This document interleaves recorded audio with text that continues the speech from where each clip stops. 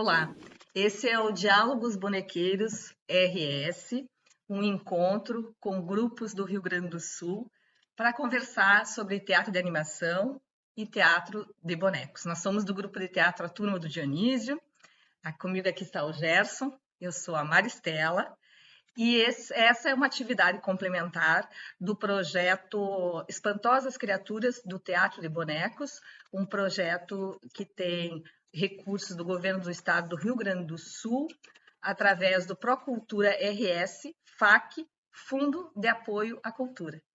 E hoje os nossos convidados são do grupo Pregando Peça, a Luciana e o Sérgio estão conosco. Sejam bem-vindos aqui ao Diálogos Bonequeiros. Que bom estar com vocês aqui. Eu só apresento eles, então. O grupo Pregando Peça foi fundado em 1984, em Santa Maria. E os dois integrantes são o Sérgio André Alves e a Luciane Villanova. O grupo começou a atuar com teatro de bonecos um pouco depois, né, do início dessa trajetória. Eles vão contar tudo para nós aqui durante essa live. Eu gostaria já, então, de perguntar um pouco, em termos gerais, vocês destacassem um pouco da trajetória do Pregando Peça. Se quiser falar um pouco do início, o que vocês acharem que merece ser destacado em pouco tempo, né? Não sei se a gente vai lembrar de tudo. Faz tanto tempo. Só uma dúvida. As espantosas criaturas não somos nós, né? Depende, não sei, vamos ver no final. É o grande segredo da live. Só no final será revelado. Isso. Na verdade, assim, então eu explico, e até para quem nos acompanha na live, o projeto Espantosas Criaturas do Teatro de Bonecos se originou a partir de um espetáculo da Turma do Dionísio, que foi montado em 2017, está em cartaz, portanto, ainda, que se chama Espantosas Criaturas. É um nome menos assustador e mais carinhoso, porque tudo que tem na peça, tem vários bonecos, e o figurino dos atores, os itens de cena, são feitos com material reaproveitado. Então, eles não seguem aquele padrão mais realista de figura humana, figura animal, né?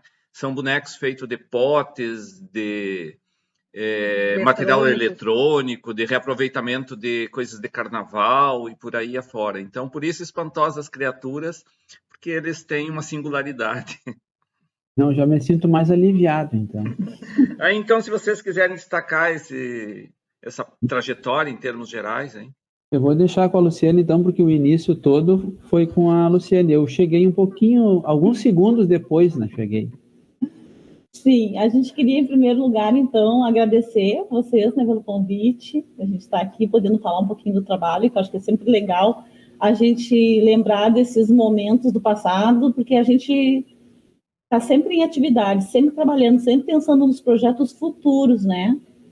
Quem trabalha com arte sabe que a gente está, esse ano, executando o projeto, mas já está pensando como que será o ano que vem. Então, o passado acaba que vai ficando para trás mesmo, né? Mas é impressionante, assim, quando a gente pensa que começou em 84, isso já vai fazer o ano que vem quase 40 anos.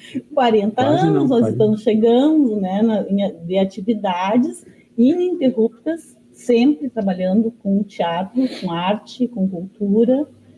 E a gente passou por vários momentos nesse período, vários estilos de trabalho e também por momentos, porque a gente foi acompanhando todo o movimento da cultura na cidade, no estado e no país, e teve muitas mudanças nesses 40 anos, né? Então, seguidamente, a gente pensa assim, poxa, olha só o que a gente fazia, olha como a gente está hoje, o que melhorou, o que não melhorou, o que poderia ter sido melhor, né? Mas tudo começou com o meu estágio, quando eu fiz a faculdade de artes cênicas, né? E chegou no semestre final, que tinha um estágio para fazer, esse meu estágio aconteceu dentro do SESI de Santa Maria, Serviço Social da Indústria. O estágio da faculdade que consistia em montar um grupo de teatro dentro do SESI, ministrar um curso para trabalhadores, né, que eram de empresas que tinham associadas do SESI na época, e dentro desse, a partir desse curso, então a gente montou um grupo de teatro para realizar, porque naquele momento o SESI estava começando a investir nessa área cultural, assim, bem timidamente. Algumas cidades do estado já tinham grupos, como Porto Alegre e Caxias. Então, Santa Maria foi a terceira cidade, assim, que surgiu. Então, no início, o trabalho era para trabalhar, o foco eram pessoas, trabalhadores das empresas, mas foi aberto para toda a comunidade. Então, dali, isso aconteceu em 84, durou 3 meses esse curso, e aí, a partir dali, nós montamos um grupo daqueles que gostariam de continuar, né? Que muitos fizeram o curso e não seguiram. Então, nós seguimos com um grupo e escolhemos um espetáculo daí para ser a estreia do trabalho. Na verdade, o grupo era o grupo do SESI, não era o Pregando Peça ainda, né? Começou como grupo do SESI, tinha o vínculo todo com o SESI. E funcionava que o SESI financiava o espetáculo, né? Financiou o espetáculo primeiro, que também serviu como meu espetáculo de conclusão do curso de artes cênicas, né? Então, isso eu acabei juntando o útil ao agradável, porque daí dos alunos do curso, eu fui a única que tive um projeto financiado, né? Um espetáculo financiado como trabalho de curso também. Então, porque tudo isso surgiu de um convênio do SESI com a Universidade de Santa Maria. E a nossa primeira peça, a minha escolha, foi uma comédia de costumes, do Martins Pena, justamente por ser um grupo muito amador, pessoas que nunca tinham feito nada, e eram os personagens da comédia de costumes são personagens muito caricatos, né? Então, eu achei que esse tipo de trabalho caberia melhor para quem estava começando uma atividade. E foi um sucesso o trabalho, e a partir dali a gente montou esse primeiro espetáculo, nós ensaiamos. Quando chegamos a 1 ano do grupo, do curso, nós estreamos a peça. Então, começou em setembro de 84 o curso, em setembro de 85 a gente estreou foi a estreia do Pregando Peça nos palcos. Santa Maria não tinha teatro ainda, quer dizer, não tinha mais teatro, né? Porque era o Centro Cultural. Era o Centro Cultural, a gente fez, na verdade, a gente fez no auditório do Colégio Centenário, né? E durante 10 anos nós trabalhamos com teatro de atores, não eram bonecos, né? Era um trabalho com atores. Então a gente montou esse espetáculo, que era uma peça para adultos, né? Embora fosse uma comédia que não tinha restrição de idade, mas foi focada para adultos. Então, qual é que era a nossa relação com o SESI? Nós desenvolvimos, a partir de um roteiro, estabelecido por eles, apresentações dentro de empresas, em eventos. Então, a gente cumpria nos uma bairros agenda, da cidade também, nos bairros da comunidade. periferia da cidade. Então, a gente cumpria uma agenda com o SESI. Na verdade, se criou um convênio a partir daí, né? Em contrapartida do financiamento do projeto. E isso permaneceu por vários anos. Aí depois nós montamos uma peça infantil, aí a gente montou vários espetáculos nesse período, que durou 10 anos, né? Então, na verdade, assim, a gente teve vários momentos, e sempre a gente teve uma relação muito forte com o SESI. Primeiro foi nesse formato de convênio com eles, que eles financiavam os espetáculos, a gente cumpria uma agenda, né? No primeiro momento eu fui estagiária, né? Era uma estagiária remunerada. No segundo momento foi um convênio de colaboração. Aí, depois de muito tempo esse convênio, nós começamos montamos um CNPJ do Pregando Peça, porque daí foi uma solicitação do SESI para não criar aquela situação do vínculo empregatício com a entidade, a gente acabou criando a nossa entidade própria. Então, o grupo se transformou numa associação de atores e artistas. Foi criada essa associação e, a partir da associação, que se estabeleceu esse convênio do nosso CNPJ com o SESI. E, a partir depois que o convênio foi extinto, nós começamos a montar nossos próprios espetáculos com toda a autonomia, e a gente prestava serviços para o SESI. Então, eles pagavam os cachês para nós desenvolver alguns projetos de popularização da arte e da cultura, de levar o teatro para comunidades mais carentes. Aí nós éramos contratados para fazer esse trabalho. E, por fim, que não digo que nem é bem o fim ainda, na sequência disso, acabou que eu fui trabalhar como colaboradora. Depois, eu, Luciane, pessoa física daí, né, fui trabalhar como colaboradora do SESI, fui para Gravataí, trabalhei lá também durante alguns anos, depois eu fui para Fiergues, coordenar a área da cultura do SESI no Rio Grande do Sul, e o grupo daí permaneceu continuou o seu trabalho independente disso, né? E em 93, porque todos os momentos de um grupo de teatro a gente passa por fases, né? Então a gente teve a fase onde toda a galera, assim, era todo mundo amador, todo mundo tinha atividade, estudava, trabalhava, fazia teatro nas horas vagas. A gente tinha um espaço em Santa Maria que nós utilizávamos como espaço de ensaio e para montagens, que era um palco, que era a antiga auditório da União Santamarense dos Estudantes, um prédio que nunca foi terminado. Então tinha só o porão, que era onde era o auditório. E a gente acabou, como o espaço estava desocupado, nós começamos a fazer uma combinação, né, com os estudantes que não tinham como manter aquele espaço. A gente começou a cuidar do espaço, transformamos até num espaço cultural na época, onde a gente oferecia cursos, apresentações eram feitas ali, trazíamos público, né? O metrô. E aí foi a gente chamou de metrô por ser uma coisa subsolo, tinha que descer umas escadarias, tinha todo um estilo assim, então o apelido ficou metrô. Eu acho que a turma do Dionísio se apresentou lá, não? Não, nós assistimos o ensaio de vocês. Eu lembro que teve uma passeata que a gente fez uma vez, que saiu de lá, não sei se você estava, que era do Congresso da FETARGS, alguma coisa assim. Isso. Lá por 87, uma coisa por aí. Foi feito um congresso da Federação de Teatro Amador, a gente usava os espaços, a gente fazia seminários, encontros, congressos, oficinas, né? Nesse espaço. Isso, teve o Encontro de Artes Cênicas do Metrô, que foi em 88. Que aí estava o José Itaqui, o Camilo de Leles, o Néstor. Isso. Teve várias apresentações e oficinas. Era um festival de teatro também, junto com atividades formativas, palestras, oficinas. Foi um encontro bem bacana, assim. Então, a gente usava aquele espaço. Então, foi um momento, assim, que deu muito fomento do grupo, porque existia um local onde a gente concentrava todas essas atividades, onde recebia público. Então, foi um momento de formação muito forte, onde a gente formou muitas pessoas vinham trabalhar com a gente, novos atores, novos integrantes.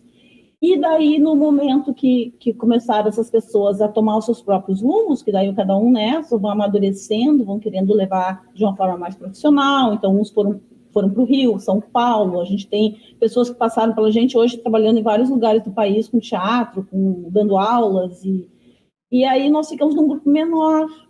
E como eu sempre, pela minha formação de cênicas, eu sempre tive essa coisa com as artes plásticas também, que na verdade a minha história com o teatro foi meio... não foi uma coisa planejada. Eu entrei para o curso, porque na época era o curso de educação artística, depois tu fazia uma escolha, teatro, música... E eu entrei por causa das artes plásticas. Eu sempre tive uma relação uma relação maior com as artes plásticas do que com o teatro. Eu gostava do teatro, mas não era para transformar, né, em profissão.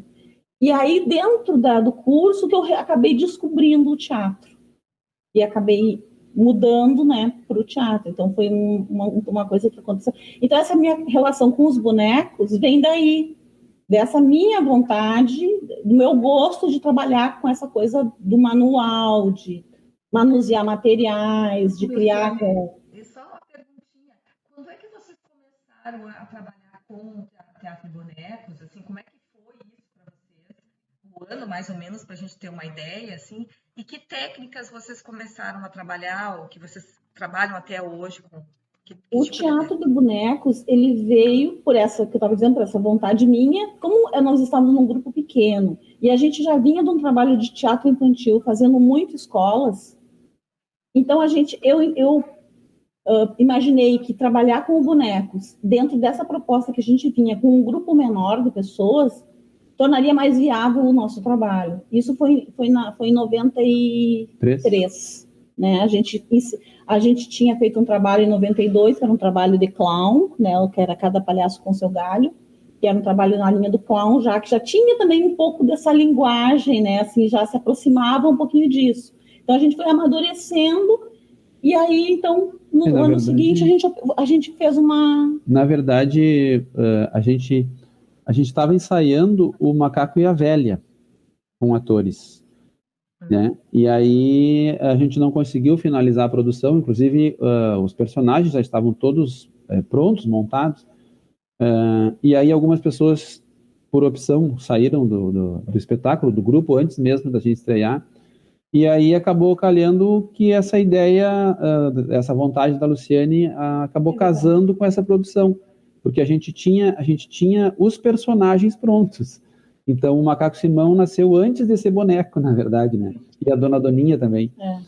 E aí, naquele ano, ou no ano seguinte, no início do ano ali de 93, a gente iniciou essa produção inspirado nesse trabalho que a gente ia montar, que era o Macaco e a Velha, aquela história antiga, né, do livro, que o Ivo Bender fez uma das versões. A gente vinha de um trabalho adulto, que era Os Sobreviventes, de Ricardo Meirelles, uma direção do José Itaqui. E ele ia dirigir o Macaco e a Velha. E aí ele tinha sido convidado, estava dirigindo o Macaco e a Velha, que era o texto do Ivo Bender, daí, né, o original do Ivo Bender.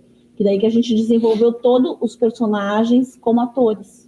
E aí, chegou um momento que algumas pessoas tiveram convite para trabalhar em outros lugares, acabaram saindo. E aí, então, ficou bem assim, tipo, né, o momento certo da gente aproveitar e fazer um trabalho com bonecos. Então, porque já estava praticamente tudo pronto, só faltavam os bonecos. E a gente já vinha, nesse momento, algumas pessoas do grupo já estavam fazendo só teatro.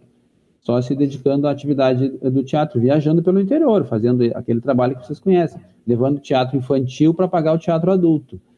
E a outra metade do elenco... E pagava, o importante é isso. E pagava naquela época. E a outra metade do elenco trabalhava, era professor, enfim, tinham outras atividades, e aí chegou num determinado momento que não conciliava mais, porque a gente tinha que vender espetáculo para quem precisava trabalhar pelo teatro, né? E os atores, metade do elenco não podia viajar. Então, acabou que a gente afunilou essa situação e acabou entrando na linguagem do teatro de bonecos, né? Porque, na verdade, a gente já vinha de um trabalho com teatro infantil muito forte e uma demanda muito grande. A gente começou a entender que nós teríamos que, ou a gente se dedicava profissionalmente ao trabalho para poder fazer um trabalho com qualidade e atender toda a demanda que estava surgindo. Do próprio SESI, né? Do próprio SESI, inclusive. A gente sempre diz que a gente foi um grupo privilegiado nesse sentido, porque nós trabalhamos por 2 décadas, mais de 2 décadas, junto com o SESI, né? E sempre tinha demanda o ano inteiro de apresentações. A gente passava por várias regiões do estado levando espetáculos. E principalmente quando a gente começou com bonecos. Aí sim, aí foi um boom, assim, teve um ano, a primeira montagem foi em 93 com o Macaco Simão. No ano seguinte, porque a gente vinha de uma experiência que a gente achava que tinha que montar uma peça por ano. A gente sempre achava que tinha que ter uma novidade, porque a gente tinha um público meio restrito, depois que a gente apresentava para aquele público, a gente pensava, não, tem que montar outra peça, né? Eu vou voltar com a mesma peça para continuar fazendo teatro, tinha que montar outra coisa, para levar uma novidade para aquelas pessoas. Só que daí, quando começamos com os bonecos, isso se ampliou de uma maneira tão grande no estado, que a gente nunca mais conseguiu deixar de fazer as mesmas apresentações, que o Macaco Simão já vai fazer 30 anos e continua vivo. Está no repertório. Né? Está fazendo esse ano 30 anos. 30 anos.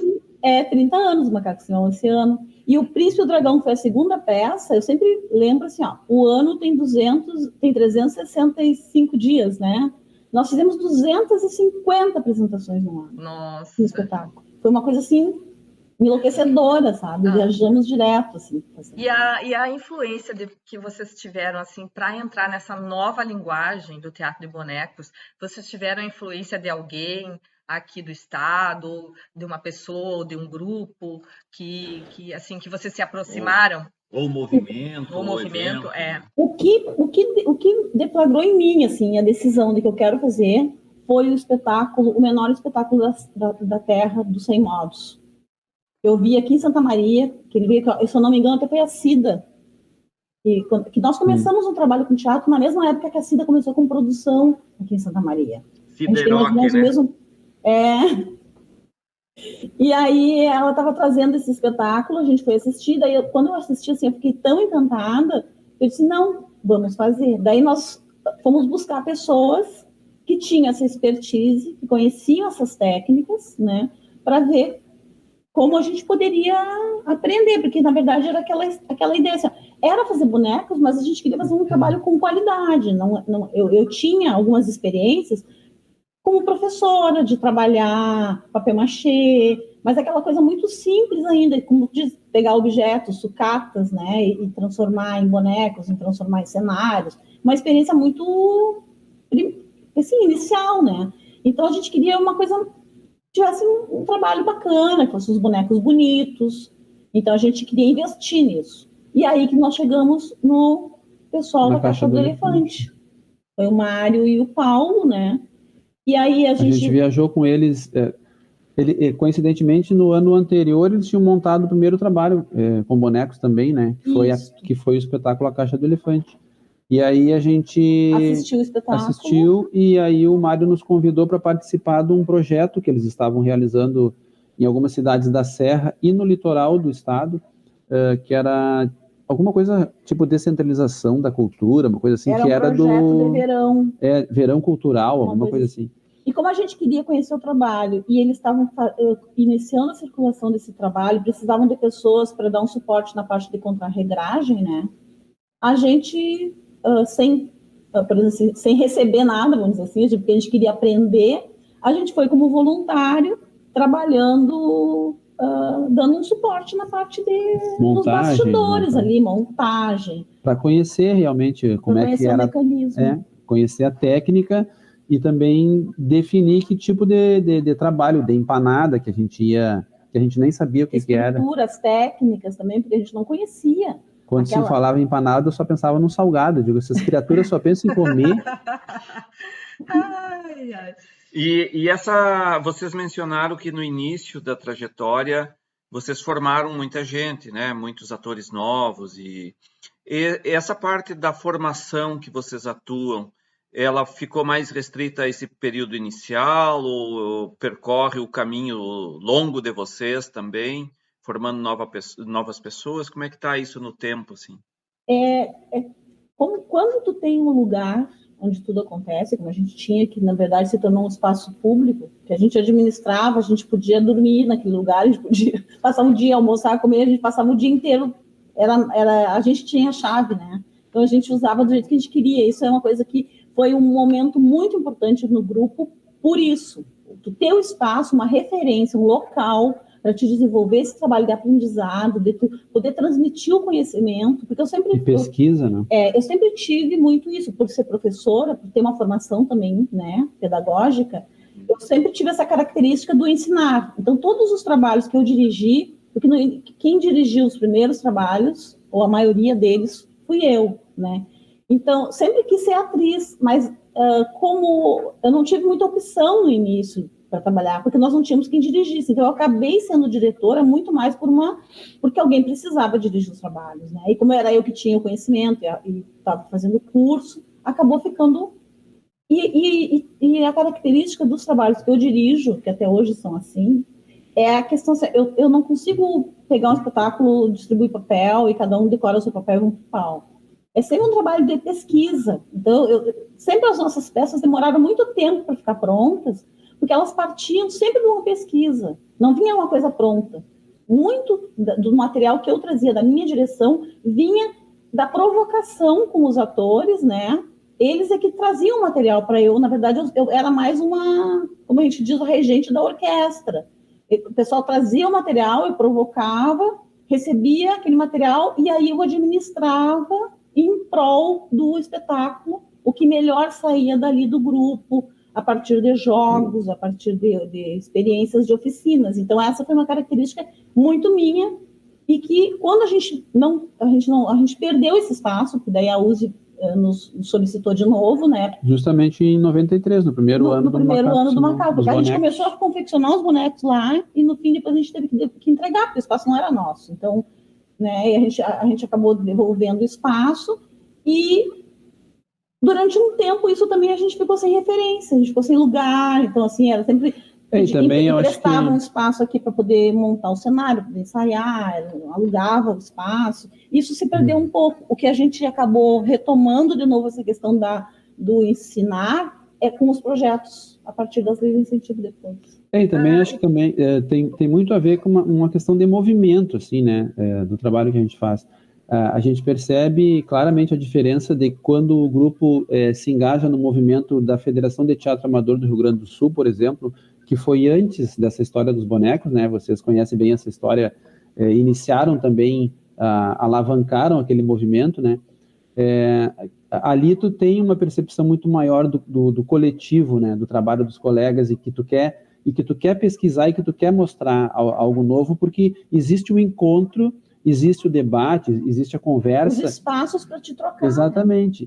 E, na verdade, a gente não tem nem noção do quanto aquilo foi importante para essas pessoas que passaram pelo grupo e para a nossa trajetória, porque agora mesmo, a gente estava comentando em off ali sobre... Eu estava em Erechim essa semana e fiquei no hotel lá que o porteiro ali do hotel, um dos que nos recebeu, conversando, perguntou o que a gente ia fazer lá e tal. Aí eu falei que a gente ia apresentar um espetáculo na escola e falei da época dos festivais de Erechim. E ele me disse, poxa, eu era das pessoas responsáveis pela hospedagem das pessoas. O prefeito, acho que era Zanella, alguma coisa assim. Uma coisa assim. Que construiu o teatro, eu acho. Ele sempre me dava essa incumbência, a gente recebia mais de 500 pessoas aqui, então a gente como movimento não tinha noção do quanto a gente mobilizou esse estado e a economia desse estado com aqueles festivais que começaram a acontecer em todo o estado do Rio Grande do Sul e que o ápice era Erechim, era a final em Erechim, e alguns festivais continuam até hoje, né? E quando a gente passa para os bonecos, a própria Associação de Teatro de Bonecos festivais de Canela. Mas os festivais, eles não têm tanto esse caráter de formação como aquele movimento do teatro amador tinha. Parece que aquela ansiedade ou necessidade de querer aprender e compartilhar. O teatro de bonecos, a gente aprendeu muito vendo, trocando com artistas internacionais da Europa e Estados Unidos e tudo mais, mas não muito naquela característica que a gente participou de muitos festivais em que sempre tinha oficinas. A gente, durante o ano, sempre participava de 1, 2 festivais fora do estado, em outros estados do país, e sempre os festivais têm a característica, né, de ter oficinas de formação de ator, de expressão, e a gente sempre participava desses movimentos, desses trabalhos. Isso ajudou muito na formação. E já no teatro de animação, não tem muito esse perfil, assim. É mais essa coisa de tu aprender mesmo pela tua curiosidade de saber como é que o fulano trabalha, que técnica é essa, que mágica é essa que ele fez em cena que tu não conhecia, né? Até porque os bonecos, ele tem essa característica um pouco diferente do trabalho com ator. Além, às vezes tem muitos trabalhos solos, né? Tem muita coisa solo, muita gente que desenvolve uma técnica própria. É um pouquinho diferente daquele trabalho de grupo mesmo. Que também... Tanto que os nossos trabalhos, em alguns momentos, a gente levou o Macaco Simão para um projeto em São José do Rio Preto, festival, que não era de bonecos. E nós ganhamos 3 prêmios do júri popular, tinha 2 prêmios do júri popular, nós abocanhamos os 2 prêmios do júri popular e mais destaques de algumas coisas, porque eles não tinham como nos premiar, porque nós não éramos atores. Mas aceitaram a nossa inscrição. E a não gente tinha como premiar a interpretação, por exemplo. Daí eles inventaram um prêmio pela manipulação dos bonecos, entendeu? É um prêmio especial para nós, assim. Então, é interessante porque a gente... O que acontece? A gente sempre teve uma crise de identidade, no início principalmente, porque a gente pensava assim, se a gente era bonequeiro, né? Porque a gente vinha do teatro de atores. E a gente trouxe toda aquela nossa bagagem para os bonecos. Então, tanto que o Macaco Simão, que foi o primeiro, a gente construiu os personagens como atores. E nem todos os artistas bonequeiros são atores, né? A gente sabe que a trajetória de muitos bonequeiros, eu acho que até a maioria deles, é ligado ao teatro de animação especificamente, a construção do objeto e do personagem, mas não o trabalho do ator. E isso a gente ouviu muito durante a nossa trajetória, do quanto as pessoas se encantavam com os personagens justamente porque existia um personagem, não era só um boneco abrindo a boca e fechando a boca, né? E isso é um diferencial também. E o nosso trabalho, ele tem muito, não tanto... eu acho que ele está 50%, vamos dizer assim, do trabalho está na interpretação do boneco, no como nós interpretamos os personagens. E os outros 50% sim, no boneco em si, na estrutura, na forma, né, na linguagem. E também, só fazendo um gancho que vocês estão falando, isso também tem a ver com o próprio movimento do teatro de bonecos, que também se modificou, né? inicialmente ele era um movimento mais voltado para os bonequeiros, feito pelos bonequeiros, né? E eu acho que depois, contemporaneamente, assim, há uma imbricação da linguagem dos atores e dos bonecos, né? Então se torna mais permeável, né? Porque antes era uma coisa assim, não era que fosse fechado, mas é uma questão de, como você estava falando, né, Luciane, que às vezes é uma pessoa que fazia o teatro de bonecos, que era considerado o mestre e que passava então para o aprendiz as suas técnicas, né?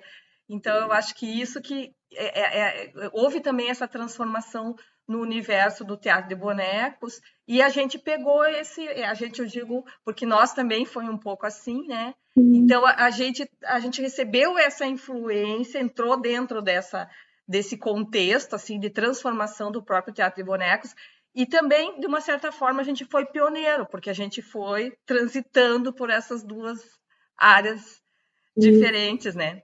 Eu queria aproveitar, então, para perguntar para vocês também, vocês estavam falando da questão da formação, das atividades formativas e tal. Um dos eixos desse projeto aqui é a articulação entre arte e sustentabilidade. E a gente pesquisando um pouquinho na história de vocês e a trajetória dos espetáculos, a gente vê que vocês também têm aquela preocupação nos espetáculos e nas atividades formativas, principalmente dos projetos, né? Com a questão do meio ambiente. Então, eu queria ver como é que vocês articulam isso, como é que surgiu essa interesse de vocês, essa preocupação de vocês, o que vocês acham que o teatro de bonecos pode contribuir com essa questão ambiental? Bom, o que eu estava explicando antes, que a gente passa por durante 40 anos, a gente teve, né, diferentes momentos, né, da trajetória. Então, quando a gente começa a fazer teatro com bonecos, inicialmente, a gente vai buscando no mesmo formato que a gente fazia com atores, né? Nós escolhíamos o texto, a gente adaptava os textos, escrevia o roteiro, montava os espetáculos. E a trajetória do teatro, nesses 40 anos, a gente até, só pegando um ganchinho do que a gente estava falando antes, a gente também tem que considerar as mudanças na sociedade, né? Que a gente foi refletindo também toda essa mudança que houve, não só na área da cultura, mas na sociedade como um todo. Eu fui fazer depois o curso de pós-graduação eu fui da primeira turma de teatro contemporâneo na URGS. Então, aí também eu começo a me abrir um pouco os horizontes para essa questão da contemporaneidade, do que é o teatro contemporâneo, né? Dessa junção das artes plásticas com a atuação, com a música, a volta àquela arte integrada das instalações, né? Então, isso tudo entra dentro dessa linguagem cênica, né, da imagem, que entra também a linguagem da animação, né, do teatro de animação, que daí a gente está dentro disso por estar trabalhando com bonecos, e ao mesmo tempo falando em sustentabilidade, falando na nossa sustentabilidade como profissionais, passa a depender, em determinado momento, de incentivos fiscais, porque até então a gente sobrevivia com venda de espetáculos, cachês, vendendo para a prefeitura, para entidades, para a SESI, para a SESC, para escolas, inclusive de ingressos, né, cobrando ingressos nas próprias escolas. Isso nos mantinha, né, como profissionais, fazendo só esse trabalho, né. Aí chega um momento que a gente agradece, né, que houve essa possibilidade de fazer projetos para a lei de incentivos e da isenção fiscais das empresas. Foi um grande benefício para a arte de modo geral, só que também nos obrigou a mudar toda a nossa forma de trabalho, toda a nossa construção do trabalho.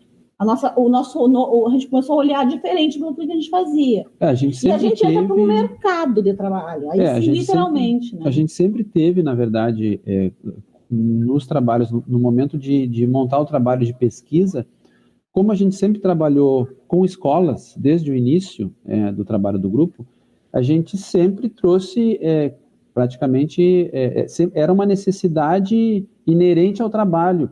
Tu discutiu o que tu ia levar para essas escolas, o que tu ia mostrar, qual é a provocação que tu queria fazer, na verdade, né? Então, a história do tema dos espetáculos começa aí, vem daí. Mas aí, quando entra nos projetos culturais, essa demanda, digamos assim, se fortalece no caminho do meio ambiente, porque a gente é do tempo da Eco 92, né? Que ficou lá em 92, e que depois, a partir aí dos anos 2000, acho que se começou de maneira mais forte um discurso nesse sentido, né? E aí os projetos enxergaram também esse viés, quer dizer, enxergaram que o teatro, e especialmente o teatro de animação, o teatro de bonecos, tem esse apelo muito forte com as gerações menores, com esses que vão transformar realmente o futuro desse planeta, porque não vai depender, da gente não depende mais, da nossa geração só não depende mais.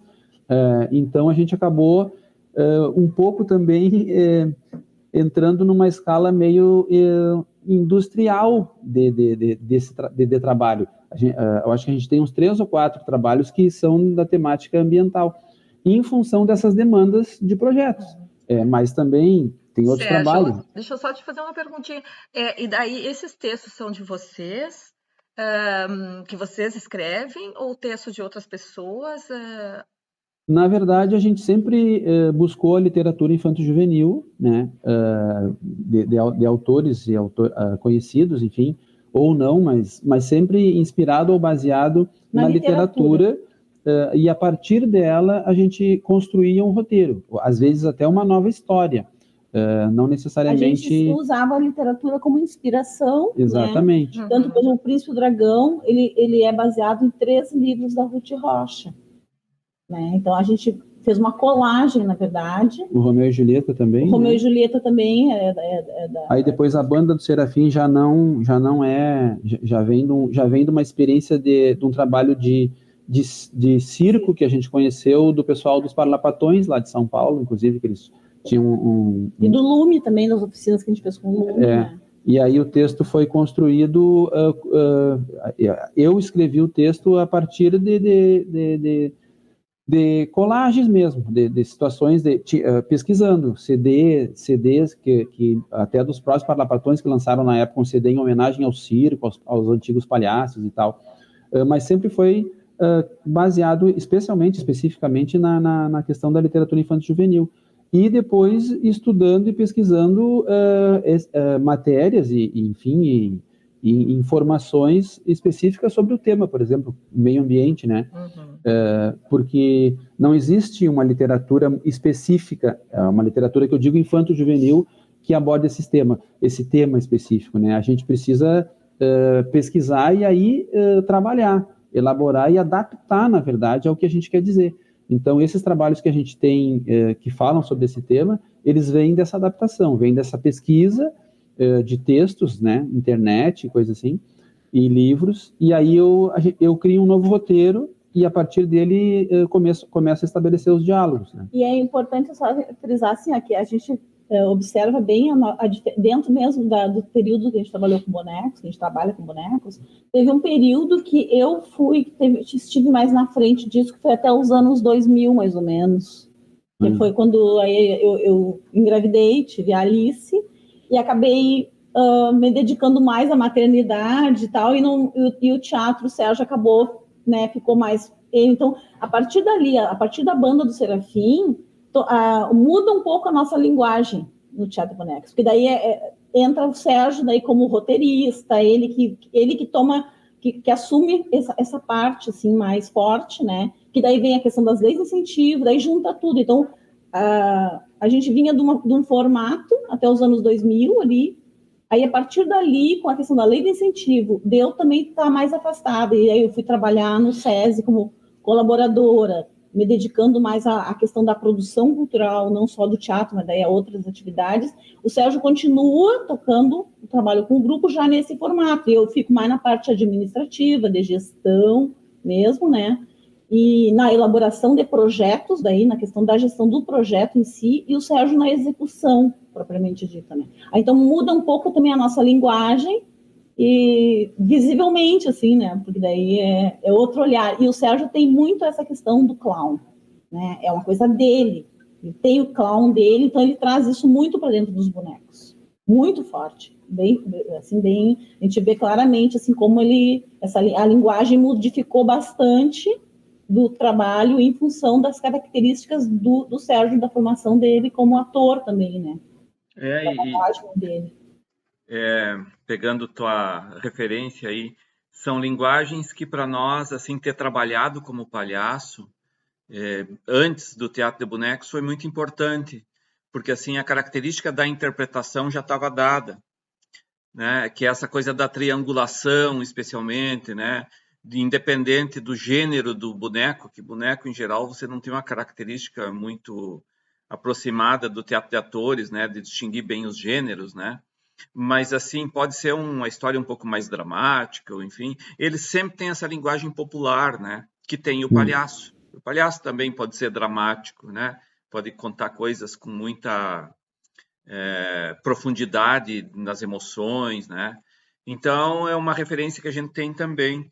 Mas eu gostaria de perguntar para vocês também, se vocês pudessem destacar, assim, na trajetória, mas especialmente mais no momento presente, como a Luciane sempre destaca, assim, a projeção do futuro, quais são os principais desafios do grupo, as principais dificuldades, o que a gente tem que superar e o que a gente tem que antever e que já está dado que a gente tem que enfrentar para continuar. Eu vou falar da minha visão. Eu acho importante o Sérgio falar também que ele, nesse momento, quem está mais na frente mesmo, assim, na trincheira lá é ele. Eu tô por trás, assim. Então, Mas, Luciana, é um trabalho importantíssimo que tu faz, porque é isso que permite difundir o trabalho de vocês, né? Porque tem que ter esse planejamento, tem que ter essa estruturação e tem que ter a viabilização dessa circulação, né? Sim. Não, e é um trabalho assim que olhar, ele não aparece, né? Assim como o teatro, como quem está lá na ponta, mas e para quem não é da área, né? Por exemplo, que não se formou em administração ou contabilidade, vamos dizer assim, sofre, né, dobrado para executar, porque tu passa um dobrado para te executar um trabalho que não é da tua trajetória. Quer dizer, tu sai lá da frente da atuação, da direção, da área artística, da criação, que eu acho assim o mais chato nessa história, é não estar criando, estar lá na parte da criação propriamente dita. Não que tu não crie projetos, não. Tem também que usar da tua criatividade, mas é bem diferente, né? Então, isso que eu acho assim mais sofrido nessa parte, que é importante, sim, mas a gente sofre um pouco mais porque tu não é da tua... Só que também eu acho, por outro lado, se eu não tenho essa experiência da ponta, talvez o trabalho também ficasse a desejar, entende? Porque se fosse simplesmente uma pessoa burocrata fazendo isso, talvez não tivesse a compreensão também. Tem os dois lados, né? E esse é um desafio para mim. Assim, para mim, assim, eu ter saído da ponta lá, na verdade, a minha trajetória toda foi essa. Eu sempre abri mão de estar lá. Porque no início foi quando eu tive que dirigir. Eu nunca pensei em ser diretora. Sempre gostei de trabalhar como atriz e sei que sou uma boa atriz. Fui uma boa atriz. Sabe? Então, eu acho que o meu melhor era como atriz. Só que eu não pude exercitar o meu melhor nessa trajetória, porque são as oportunidades que vão surgindo, os lugares que tu vai se obrigando a ocupar. E se eu não tivesse ocupado esse espaço na direção, talvez o trabalho não tivesse chegado onde ele chegou hoje, né? Então, são escolhas que a gente tem que fazer. E hoje, a escolha foi essa. Eu preciso ficar nessa parte, porque eu sei que também muito do trabalho que eu estou fazendo depende a execução lá na ponta, né? Mas essa questão das leis de incentivo, que eu acho importante a gente frisar, que muda muito também nesse aspecto. Entende? Tu acaba muito, às vezes, produzindo em função de demandas. Porque daí, como tu precisa sobreviver, né, desse trabalho, é isso que te mantém, então tu também tem que estar buscando, às vezes, não só aquilo que tu acredita, aquilo que tu gosta de fazer, mas algumas coisas que precisam ser feitas para que o teu trabalho venda. Porque não adianta eu fazer um trabalho que eu sonho, que eu gosto, que eu acho apaixonante, mas eu não consigo depois mostrar ele para ninguém. Então, achar o equilíbrio ali, que é o desafio, eu acho, assim, entre tu não abrir mão do que tu acredita e também servir a um mercado, a uma demanda que tu precisa fazer para que o teu trabalho seja vendável, né? Eu acho que essa questão das perspectivas de trabalho, né? Eu até acho que a Luciane coloca a palavra certa quando ela fala em desafio, porque, na verdade, a gente sempre trabalhou, se a gente for olhar para a história do Pregando Peça, foram ciclos de trabalho. Quando o grupo começa, que faz um trabalho de levar o teatro para as vilas e comunidades carentes e gratuitamente, de maneira filantrópica, e aí depois vem esse trabalho com o SESI, onde a gente começa o grupo a ser remunerado como grupo, e depois o grupo, a gente assume esse trabalho como profissão para viver daquilo ali, e aí esse ciclo se renova com o SESI, que o grupo começa a circular e tal. Depois isso acaba, e isso sempre foi uma discussão muito grande dentro do nosso trabalho, assim, da gente, do grupo, porque a gente ficou sempre muito tempo investindo nesses ciclos de trabalho, e aí ficava aquela coisa, mas e quando isso acabar, o que vai ser? Entende? Qual é a perspectiva? Como se não houvesse, e na verdade eu não sei o que vai ser o novo ciclo. Agora, depois que o SESI parou de fazer cultura, casualmente a gente estava numa transição, junto com o SESI também, que o primeiro projeto de lei de incentivo que a gente atuou foi com o SESI em 2006, que eles fizeram o projeto e eles tinham as empresas, captaram os recursos. Houve esse momento de transição e a gente acabou mergulhando nesse universo dos projetos de lei de incentivo à cultura, que a gente vem até hoje trabalhando nele. Então eu sempre digo que o nosso trabalho ele vai para onde o vento está soprando. Não tem como a gente estabelecer uma meta, um caminho e dizer esse é o caminho que eu vou seguir, independente do aconteça o que acontecer. Não adianta. Cada porta que tu abre, cada esquina que tu dobra é um desafio novo. É um desafio que tu vai ter que se adaptar a ele. Se não houver mais projetos de lei de incentivo daqui a pouco, nós vamos ter que nos lançar a outro desafio, a outros desafios, né? E hoje, como a Luciane disse, hoje a gente, essas demandas de lei de incentivo à cultura, realmente a gente acaba abrindo mão muito desse trabalho de pesquisa, aquele trabalho que a gente sabe que vem das nossas origens lá, daquele conceito de que o que eu quero fazer com a arte que eu produzo, né? O que eu quero dizer com ela. A gente acaba, como eu falei, entrando um pouco numa escala meio industrial, como projetos sobre temas sobre incentivo à leitura ou sobre o meio ambiente, algumas coisas que são demandas, que são necessidades que a gente tem, mas que são demandas que estão aí para serem aproveitadas, né? Então, o novo ciclo, a gente não sabe qual vai ser, mas é um novo desafio. E eu acho que a gente está preparado para ele, porque são 40 anos de trabalho, né? Então, aconteça o que acontecer, eu tenho certeza que a gente vai ter forças, né, para superar um ciclo passado e entrar num outro ciclo de cabeça e seguir trabalhando. E a gente sempre teve uma preocupação com a nossa estrutura de trabalho. A gente ter uma estrutura, né? Tipo assim, a gente ter um transporte adequado para viajar, a gente ter o nosso equipamento de som, de luz, toda aquela demanda, porque assim, uma coisa é tu fazer um espetáculo, tu produzir espetáculo, tu fazer em teatros, temporadas dentro de teatro, a gente já fez muito isso também. Mas quando a gente fez a opção de levar o teatro para as pessoas, independente do lugar onde elas estão, que foi essa escolha que a gente fez. Vem da nossa experiência, da nossa formação com o SESI, mas a gente seguiu por esse caminho porque a gente viu que nos interessava isso. Levar o teatro para quem não tinha oportunidade de ver, e levar um teatro de qualidade. Então a gente tinha sempre a preocupação, não é porque eu vou levar lá para um bairro que nunca viu um teatro, para um grupo que nunca assistiu nada, eu posso levar qualquer coisa. Aquele trabalho que a gente apresentava no teatro, com toda a luz, com todo o som, com toda aquela estrutura, a gente fazia questão de levar lá para a vila, seja no salão comunitário, onde for, montava o teatro dentro do espaço e apresentava tal qual, não abria mão da qualidade do trabalho, porque o público era um público que não conhecia. Então, a gente sempre se estruturou muito para isso. E os bonecos, eles também ajudaram nisso. A gente conseguia levar um trabalho com poucas pessoas, né, com um custo mais baixo, porque daí a gente conseguia colocar numa caminhonete, num carro menor, todo o nosso equipamento, para te chegar em qualquer lugar e apresentar. Então, a gente foi se estruturando dessa maneira. Como é que a gente leva um teatro de qualidade para lugares que não têm estrutura e que a gente não perca a qualidade?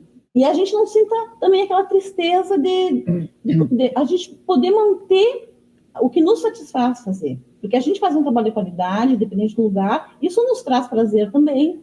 Ver que as pessoas estão encantadas com o que tu está fazendo, que está mexendo com as pessoas. Né? Então, a gente nunca quis abrir mão disso. Então, a gente, com esse tempo todo, a gente se estruturou de uma maneira que hoje a gente tem condições. O Sérgio hoje viaja para outros estados, leva todo o equipamento dele, viaja, né? Fez um dia inteiro viajando nas estradas aí para poder levar lá no interior de Goiás, no interior e seguindo e fazendo. Então, com toda a qualidade que a gente faria aqui no Teatro 13 de Maio, no qualquer teatro no centro da cidade, né? Dá para perceber a importância da trajetória de vocês e a riqueza, né? E eu destaco também que nós temos coisas em comum do nosso grupo Teatro Turma do Dionísio com o grupo de vocês, o Pregando Peça, desde os primórdios desses grupos, né? E uma interação tanto de trocas, mais na área da produção, talvez não tanto na parte artística, e de amizade, né? De fortalecimento desses vínculos e também de um trabalho comum em prol do teatro nosso e dos colegas. Eu destaco aqui lá no início a FETARGS, né, que foi a Federação de Teatro Amador do Rio Grande do Sul, da qual a Luciane foi presidente, eu também fui presidente. Parceiros comuns como o SESI, que também tem importância na nossa trajetória, os festivais como o de São José do Rio Preto e o de Canela, que vocês destacaram, a parte da pesquisa, né, a importância da literatura e, né, dessa busca incessante por novas fontes, né, para alimentar o teatro, também temos isso. Eu gostaria, a gente está encaminhando para o final, se vocês têm de memória, assim, pudessem dar uma ideia para nossos espectadores aqui, né, de quantas peças vocês já montaram, não precisa ser um número exato, porque a gente sabe que algumas são, às vezes, criações mais esporádicas, né, para um evento, coisa assim, e também de quantas apresentações, ou quantidade de público que vocês imaginam, né? Também, assim, os locais, estados, né, do Brasil, quantos já tiveram. E a gente vai encaminhando para o final, depois a Maristela vai pedir as colocações finais aí. Se já quiserem ir a modo conclusivo, também podem ficar à vontade. A gente, na verdade, montou, acho que 7 espetáculos de atores, né, de palco, que a gente diz. E depois... 7 foram 2 infantis. Depois, com os bonecos, eu acho que já deve ter 8? Por aí. Uns 8 espetáculos de bonecos, eu acho. Mas em termos de público, assim, de cabeça, eu não sei, eu teria que fazer uma pesquisa mais aprofundada sobre o assunto, porque a gente, quando trabalhava com SESI, a gente tinha que fazer relatório todo ano do que a gente fazia, e os projetos também. Agora, o que a gente precisa fazer é juntar esses relatórios todos para somar, para ver quantos milhões de pessoas a gente... Se tivesse cobrado R$1 de cada um, eu já estaria aposentado, inclusive. Eu fiz um trabalho, uma especialização que eu fiz na Universidade de Belo Horizonte, e quando eu estava trabalhando no SESI, eu fiz uma especialização na área de lazer, e o meu trabalho final foi sobre o Pregando Peça, o trabalho de encerramento do curso, e eu tinha feito esse levantamento, isso foi em 2006 ou 2007, mais ou menos. Já estava em mais de 2 milhões de pessoas que tinham assistido já, de crianças e adultos, em 2007, isso já faz um bom tempo, né? Rodamos muito, né, depois. Já rodamos muito depois disso, então deve ter já vai dando uma ideia, né, pessoas Luciana? Já assistiram, e espetáculos, então nem se realmente teria que pegar, e vou dizer, é possível de fazer esse levantamento, porque o Sérgio é uma pessoa super organizada, eu tenho um armário assim, só das agendas dele, desde que começou o trabalho, onde ele escreve, as agendas são diárias, São documentos, assim, históricos do Pregando Peça, que ele escreve com quem que ele falou, a pessoa, o contato, o que ele conversou com aquela pessoa, aí depois ele bota o registro, apresentação tal dia, quantas pessoas foram, se foi cancelada, se não foi cancelada, tem tudo ali. Só que falta alguém se debruçar, sistematizar sobre isso e organizar, porque esse é o grande desafio. Esse é um. É juntar todas essas informações e ter importantíssimo isso que a gente está fazendo. Quem sabe não vira um livro, né? Pois é, quem sabe. E esse encontro, assim, que vocês estão proporcionando para os grupos, olha como é importante, isso aqui é um registro que a gente não costuma fazer e vai ficar, né? Quer dizer, desses encontros, dessa nossa trajetória. O Pregando Peça com vocês, acho que são um dos poucos grupos do interior do estado que tem essa trajetória, que tem esse tempo de trabalho, assim, que persistem, né? E que vocês na região de vocês, nós na nossa, agora a gente está mais na região de Porto Alegre, mas sempre voltando para Santa Maria, porque a gente sempre tem trabalho aqui na região, né? Hoje caminho muito parecido, como o Gerson mesmo falou, né? Nós começamos com atores, com espetáculos, e veio a FETAGS, e depois migramos para o teatro de animação, para o teatro de bonecos. Sempre no mesmo período, né? Até. Coincidentemente, né? Ai, gente, muito obrigada, meus queridos. Foi um presente para mim estar com vocês hoje, aqui conversar com vocês. Foi muito bom. E como a Luciane falou, é muito bom poder registrar isso, né? Para que as novas gerações conheçam o nosso trabalho, a nossa trajetória, as nossas adversidades, né? E como o Sérgio também falou, que a gente não desista, né, de continuar, mesmo com todas as transformações e com as incertezas que a nossa área tem no nosso país, eu acho que até no mundo, né, que a gente não desista e que novas gerações de teatreiros e bonequeiros, né, possam também fazer a sua trajetória. Então, criar espaço para a gente passar nosso conhecimento adiante, né? Também acho que agora a gente tem que começar a pensar nisso, né? É verdade. Passar adiante as nossas experiências e os conhecimentos. E marcar uma sopa de capelete com vinho também, né? Não é? Separado, não o vinho junto com o capelete na mesma. Mas eu quero destacar de tudo que poderia falar do grupo de vocês, são muito generosos nessa trajetória. Desde a nossa primeira peça infantil, ainda nos anos 80, vocês organizaram um roteiro em Santa Maria. A Luciane está sempre que ela mesma destacou isso, fazendo projetos, sempre que possível nos chama nesses projetos. E é desse fortalecimento artístico e humano que a gente vai criando forças para os desafios. Isso vem desde Nadinha contra o rei de Fuleió, passando por escravos de Jó. Escravos de Jó. Nossa, muito tempo, né, gente? Mas muito bom, então, estar com vocês. Esse foi mais um Diálogos Bonequeiros RS, do projeto Espantosas Criaturas do Teatro de Bonecos. É um projeto feito com recursos do Estado do Rio Grande do Sul, por meio do Procultura RS, FAC, Fundo de Apoio à Cultura. Muito obrigada, meus queridos. Obrigada. Beijo. Beijo, tchau.